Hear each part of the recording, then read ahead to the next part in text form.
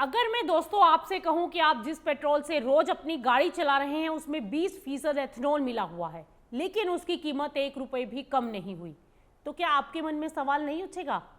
आखिर जब पेट्रोल में सस्ता विकल्प मिलाया जा रहा है तो जेब को राहत क्यों नहीं मिल रही? क्या सरकार कुछ छिपा रही है या इसके पीछे कोई ऐसी सच्चाई है जिसे अब तक ठीक से समझाया ही नहीं गया?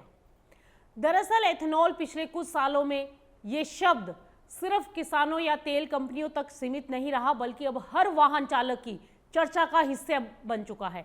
एक तरफ सरकार इसे भारत की ऊर्जा सुरक्षा का सबसे बड़ा हथियार बता रही है, तो दूसरी तरफ करोड़ों लोग पूछ रहे हैं कि अगर पेट्रोल में 20% एथेनॉल मिला रहा है तो पेट्रोल आखिर सस्ता क्यों नहीं हो रहा?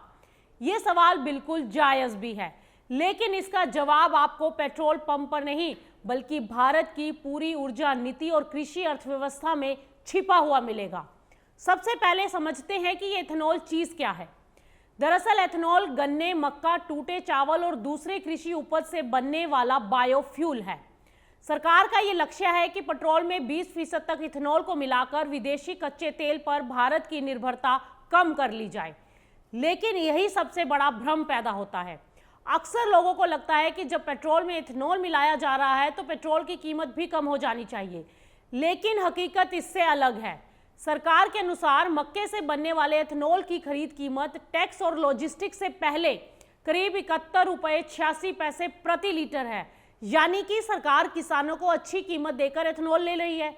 दूसरी तरफ अगर अंतर्राष्ट्रीय बाजार में कच्चे तेल की कीमत करीब $70 प्रति बैरल हो तो कई बार एथेनॉल शुद्ध पेट्रोल से सस्ता नहीं बल्कि महंगा भी पड़ सकता है। यानी कि E20 हर समय सस्ता ईंधन नहीं होता। तो फिर सरकार इसे बढ़ावा क्यों दे रही है? क्योंकि सरकार का लक्ष्य रोज पेट्रोल सस्ता करना नहीं बल्कि आने वाले सालों में भारत को एनर्जी के मामले में आत्मनिर्भर बनाना है। आज भारत अपनी ऊर्जा जरूरत का लगभग 87% कच्चा तेल विदेशों से मंगवा रहा है। हर साल करीब 22 लाख करोड़ रुपए का विदेशी मुद्रा खर्च होती है, और अगर दुनिया में तेल की कीमतें अचानक से बढ़ जाएं या सप्लाई को लेकर कोई बाधा उत्पन्न हो जाए तो इसका सीधा असर भारत की अर्थव्यवस्था और आम लोगों की जेब पर पड़ता है।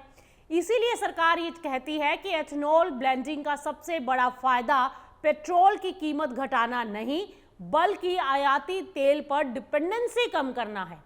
सरकार के अनुसार एथेनॉल ब्लेंडिंग कार्यक्रम से अब तक 1 करोड़ 97 लाख रुपए से ज्यादा की विदेशी मुद्रा बचाई जा चुकी है।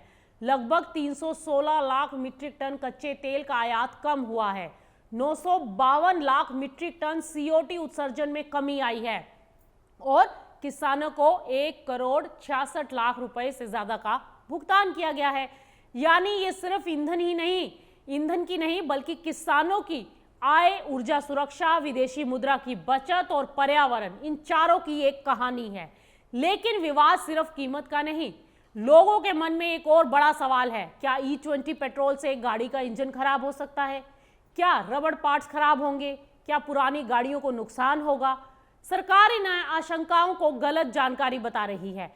सरकार का कहना है कि E20 को लागू करने से पहले ARAI और SIAM ऑटोमोबाइल कंपनियों और तेल कंपनियों ने लंबे समय तक इसकी जांच की है, इस पर परीक्षण किए हैं।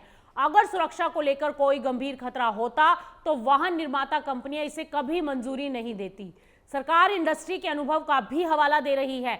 उनके अनुसार मारुति सुजुकी ने 2025-26 के दौरान लगभग 2 करोड़ 84 लाख वाहनों की सर्विस की, जिनमें करीब 1.5 करोड़ पुरानी गाड़ियां भी शामिल थी जो मूल रूप से E20 के लिए प्रमाणित नहीं थी। बावजूद इसके E20 की वजह से जंग, असामान्य घिसाव या बड़े स्तर पर इंजन फेलियर जैसी शिकायतें सामने नहीं आई हैं। हीरो मोटोकॉर्प ने भी इसी तरह के अनुभव शेयर किए हैं। हालांकि अगर आपकी गाड़ी काफी पुरानी है तो निर्माता कंपनी की सलाह जरूर देखनी चाहिए, क्योंकि हर इंजन की डिजाइन और टेक्निक अलग होती है। अब सबसे अहम बात, E20 को सिर्फ सस्ते पेट्रोल के नजरिए से देखना शायद सही नहीं होगा। ये भारत की उस रणनीति का हिस्सा है जिसके जरिए सरकार ये चाह रही है कि किसान केवल अन्नदाता ना रहे बल्कि ऊर्जा उत्पादक भी बने। यानी खेत से निकलने वाली फसल सिर्फ थाली तक नहीं बल्कि आपकी गाड़ी के टैंक तक भी पहुंचे। तो यानी कि आज भले ही E20 पेट्रोल आपकी जेब को सीधी कोई राहत नहीं दे रहा हो, लेकिन सरकार का यह दावा है कि भविष्य में यही नीति भारत को महंगे आयाती तेल, विश्व संकटों से और ऊर्जा असुरक्षा से बचाने में बड़ी भूमिका निभाएगी। अब सवाल आपसे, क्या आपको लगता है कि E20 भारत के लिए सही कदम है, भले ही आज पेट्रोल सस्ता ना हो या फिर जेब तक आम आदमी की जेब को सीधा फायदा ना मिला हो, तब तक इस नीति पर सवाल उठते रहे। अब सवाल आपसे, आपको क्या लगता है कि E20 भारत के लिए सही कदम है, भले ही आज पेट्रोल सस्ता ना हो, या फिर जब तक आम आदमी की जेब को सीधा फायदा नहीं मिलता तब तक इस नीति पर सवाल उठते रहेंगे?